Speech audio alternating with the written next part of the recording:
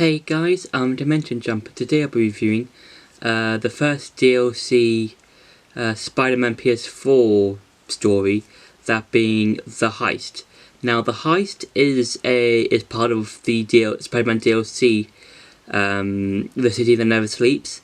Now, I did review The City That Never Sleeps a few years ago, but I thought that why not look at each DLC story individually, and just talk about my thoughts and what I think about each one.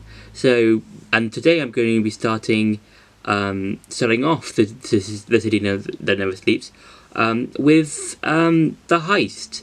Now, The Heist begins a few months or so after the events of Spider-Man PS4, and Spidey basically hears about some thugs trying to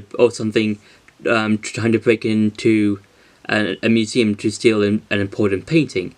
And then once he's in the museum, he finds out that Black Cat, his ex-girlfriend. I knew that they dated during the events, so before. I think they dated before the events of the game, and after Spider-Man had broken up with Mary Jane, and she's trying to find these hard drives for Hammerhead, who's the main villain and of the City That Never Sleeps. And the reason for this is because Hammerhead wants to become powerful and sort of fill in the vacuum that was left after Kingpin had been sent to prison by Spider-Man. So Hammerhead kind of wants the hard drives, the hard drives that are in various artifacts and stuff, to try and become more powerful, because these hard drives contains a lot of money from different mafia bosses or different mafia families or something like that.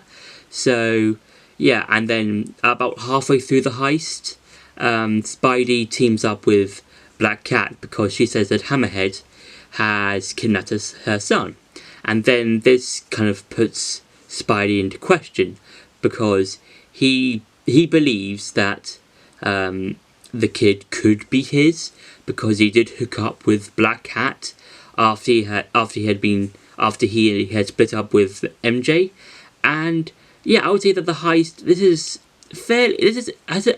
as the first story out of 3 for The City That Never Sleeps, I feel like this is a good introduction into what happens after the events of Spider-Man PS4, after what happens to the Kingpin, Mr. Negative, Dr. Octopus, the Sinister Six, and stuff like that. And I think this is a good introduction to what's going to happen to the power vacuum that's going to be left over by Fisk. That's a really interesting way of continuing the story, in a sense, kind of like how Miles Morales, the Miles Morales game, kind of continued on during Christmas after the events of Spider-Man PS4, and that's really interesting. And I do like all the interactions between the characters, mainly Spidey and Black Cat. I think you can really tell there's a lot of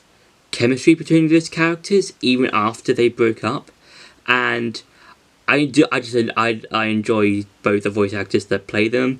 Yuri Lowenthal, I think that's how he pronounces his second name, as Spidey, and Erica Lindbeck, who plays Black Cat. I feel like those two portray those characters very well, and I think that what I think out of the 3 DLC stories, the Heist is possibly my favourite one out of the 3.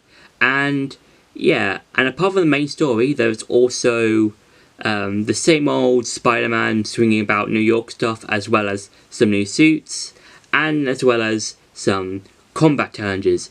Now, the combat challenges are basically set up by Screwball, which is okay, because it's basically, in these challenges, you have to basically defeat a different amount of enemies in different ways. So you've still got like some stealth. You've got some missions like stealth missions. You've got ones that basically beat up a variety of enemies in a certain amount of time, and then you've got the gadget missions. Now, I'm not a big fan of the gadget missions. I feel because basically what the gadget missions are, it's basically you have to you're given 2 different gadgets and you have to use both of them to beat up a bunch of guys before the time runs out. And I'm not a big fan of the gadget missions. I really don't like them, and they were like the last trophies I had to get in the game because I wanted to get like the 100%. And yeah, I'm not a big fan of the gadget missions. All the other missions, I would say, are fine.